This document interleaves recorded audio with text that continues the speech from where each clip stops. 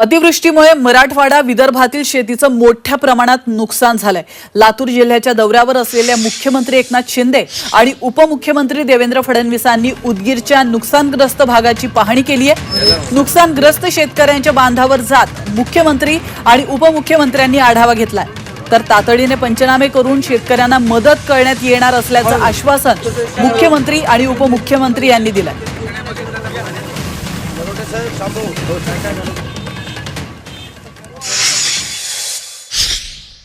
हातातोंडाशी आलेली पावसामुळे अतिवृष्टीमुळे याचं नुकसान झालेलं आहे। त्यामुळे शेतकऱ्यांच्या मागे सरकार पूर्ण ताकदीने उभं राहील। पंचनामे युद्ध पातळीवर झाले की त्यांना आम्ही नुकसान भरपाई तात्काळ। विशेषतः सोयाबीनचं मोठं नुकसान आपल्याला पाहायला मिळत आहे। मुख्यमंत्री मोदयांनी मदत करण्याचा निर्णय त्यात ऑलरेडी जाहीर केलेला आहे आणि पंचनामे लवकर करून, कारण आपल्याला एकूण नुकसान किती आहे याची माहिती घेतल्यावरच बाकी सगळ्या गोष्टी करता येतात, ते अतिशय वेगाने होईल। भंडारा जिल्ह्यात गेल्या 3 दिवसांपासून पावसाची संततधार सुरू आहे। त्यामुळे बागायती शेतीचं मोठ्या प्रमाणात नुकसान झालंय। सततच्या पावसामुळे शेतात पाणी साचून पिकं खराब होण्याच्या मार्गावर आहेत। तर मिरची, वांगी, कारले, शेंगा यांचे पीक गळून पडली आहेत। त्यामुळे कृषी विभागाने पंचनामे करून आर्थिक मदत द्यावी अशी मागणी शेतकरी करतात।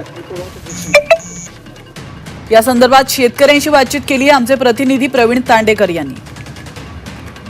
भंडारा जिल्ह्यामध्ये मागील 3 दिवसापासून पावसाची संततधार सुरू आहे। त्यामुळे जे भाजीपाला पीक आहे त्यांच्या मोठ्या प्रमाणात नुकसान होते। आपण पाहू शकतो की शेतकऱ्यांचे शेतामध्ये दोडके, काढले, चवळी शेंगा आणि वांगे, मिरची जे पीक लागवड केलेली आहे ते संपूर्ण पाणी साचलेले, त्याच्यामुळे जे वेल आहेत झाडांचे ते पिवळ्या होण्याच्या मार्गावर आहेत।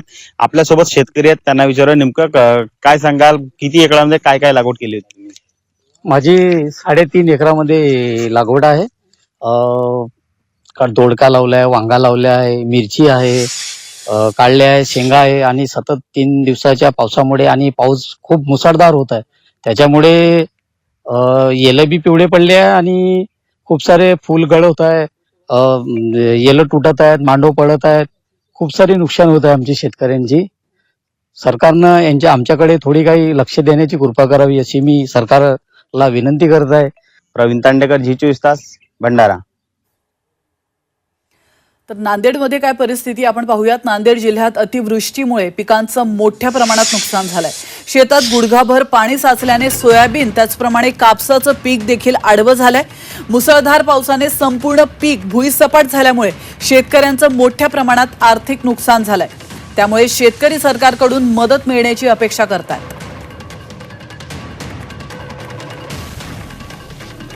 बरंच नुकसान झालेलं आहे, शेतीनं हाताशी आलेलं संपूर्णच गेलेलं आहे। मग सोयाबीन आणि कापूस होती, कापसामुळे अक्षरशः वरून संपूर्ण 2 दिवस पाण्याचा ढव होता, मला सगळं नासून गेलं। सोयाबीनचं ना कापसाचे बोंड ते सर्व नासून गेलेत।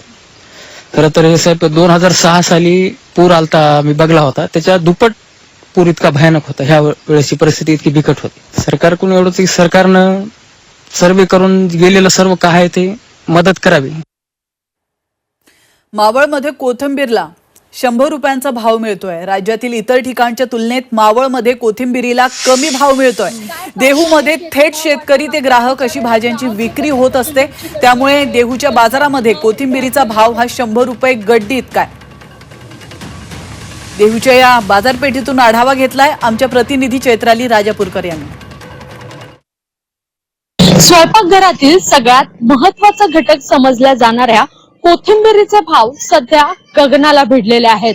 राज्यभर या कोथिंबीरीचे भाव काही ठिकाणी 450 रुपये तर 200 रुपये असा भाव आहे। मात्र देहूमध्ये मात्र या कोथिंबीरीचा भाव 100 रुपये गड्डी इतका असल्याचं पाहायला मिळत आहे। थेट शेतकरी ते ग्राहक अशी ही कोथिंबीरीची विक्री होत असल्यामुळे हा भाव जो आहे तो 100 रुपये गड्डी असं असल्याचं पाहायला मिळत आहे। मात्र तरी देखील गृहिणींचं हे बजेट जे आहे ते कोलमडल्याचं एकंदरीत आपल्याला पाहायला मिळत आहे।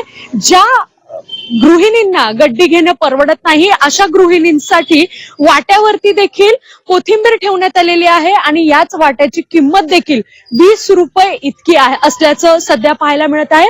त्यामुळे एकंदरीतच जर आपण पाहिलं तर राज्यभरात कोथिंबीरीचे भाव गगनाला भिडलेले असताना देखील देहूमध्ये मात्र 100 रुपये इतका हा कोथिंबीरीचा भाव पाहायला मिळत आहे. चैत्राली राजापूरकर, झी मीडिया, मावळ.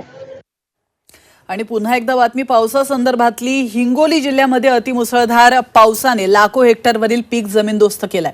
अनेक गावातील घरात, दुकानातही पाणी शिरलंय. त्यामुळे पंचनामा न करता सरसकट मदत जाहीर करण्याची मागणी शेतकरी करतात. तर पिंपळदरीमधील शेतकऱ्यांशी बातचीत केली आमचे प्रतिनिधी गजानन देशमुख यांनी. मी औंढा तालुक्यातील पिंपळदरी शिवारामध्ये आहे. या भागात मोठ्या प्रमाणात शेतीचं नुकसान झालंय. 2 दिवस झाले साहेब, आमच्या शेतातून पूर चाललाय, रात्रंदिवस चालू आहे. कापसावर जवळपास एक परसभर पाणी चालू आहे. कापसाचं काहीच राहिलं नाही, मुळ्या फिळ्या सगळ्या उघड्या पडल्या, सगळं सत्यानाश झाला आमच्या कापसाचा. या अतिवृष्टीमुळे जे शेतकऱ्याचं नुकसान झालंय तिथं भरून निघणारच नाही. परंतु ज्या शेतकऱ्यांनी पीक विमा भरलेला आहे त्यांना क्लेम करण्यासाठी या परिसरात 55 तासापासून लाईट नाही, ना नेटवर्क नाही. आणि आता कुठल्याही पंचनाम्याची किंवा पीक विमा क्लेम करण्याची वाट न बघता शेतकऱ्यासाठी सरसकट त्यांनी नुकसान भरपाई शासनानं मंजूर करावी ही शासनाकडे विनंती आहे. त्यामुळे कुठल्याही पंचनाम्याची वाट न बघता सरसगट शेतकऱ्यांना शासनाने मदत करावी अशा पद्धतीची मागणी जी आहे ते बळीराजाकडून केली जात आहे. व्हिडिओ जर्नलिस्ट गणेशसह गजानन देशमुख, झी मीडिया, पिंपळदरी, औंढा नागनाथ, हिंगोली. आणि आता बातमी आहे येवल्यातून. येवलामध्ये कृषी उत्पन्न बाजार समितीत कांदा भावात घसरण झाली आहे. त्यामुळे शेतकरी वर्गात नाराजीचं सूर पाहायला मिळत आहे. नाफेडचा कांदा बाजारामध्ये येईल या भीतीनं आज नाशिक जिल्ह्यामध्ये कांद्याचे दर 1000 ते 1500 रुपये प्रति क्विंटल दराने खाली पडलेत. भावात घसरण झाल्यामुळे शेतकऱ्यांनी नाराजी व्यक्त केली आहे.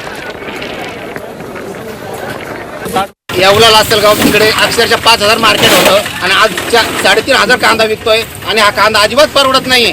अक्षरशः निम्मा कांदा फेकून द्यावा लागतोय चाळीमधून, तेव्हा आणतोय. अजिबात परवडत नसेल. आणि सगळ्या शेतकऱ्यांचं असं मत झालंय, तुम्ही लोकसभेला फाटका दाखवून दिलाय, आता विधानसभेला सुद्धा फाटका दाखवून देऊ. आम्ही शेतकरी सगळे एकजुटीने येऊ. आता आम्हाला अजिबात कांदा परवडत नाहीये. काल इतके दिवस लोकांनी कष्ट करून कांदा साठवून ठेवला होता. 4 वेळेस कांद्याला पलटी मारून ते लांब परवाने जपून ठेवले. थोडे 2 पैसे भेटायला लागले तर शासनानं त्यांचं काय त्यांना माहिती कोणता कांदा उतरवला का त्यांनी त्यांचं एखाद्या टक्केवारी शुल्क लावलं. त्यांनी शेतकऱ्याच्या पुन्हा पोटावर पाहिलं. आज कांद्याच्या लागणी आहे, आज खादी आहे, शेतकऱ्याला पैशाचा इन्कम कुठूनही चान्स नाही आहे. 2 पैसे कांद्यातून भेटत होते तर त्यांनी पुन्हा शेतकऱ्याचं मुंडकं दाबण्याचा प्रयत्न आज शासनाने पुन्हा केलेला आहे. मराठवाड्यात गेल्या 2 दिवसात झालेल्या अतिवृष्टीमुळे मोठं नुकसान झालंय. 11,67,000 हेक्टरवरील पीक पाण्याखाली गेलंय. शेतीचे सर्वाधिक नुकसान नांदेड जिल्ह्यात झालंय. नांदेडमध्ये 3.34 लाख हेक्टर शेतीचं नुकसान झाल्याचं कळत आहे. तर 12 जण पुराच्या पाण्यामध्ये वाहून गेलेत. त्यापाठोपाठ परभणी 2,87,000 हेक्टर शेतीचं नुकसान झालंय. तर हिंगोलीमध्ये 2,58,000 शेती पाण्याखाली गेली आहे. धाराशिव आणि लातूर जिल्ह्यामध्ये सर्वात कमी नुकसान झालंय.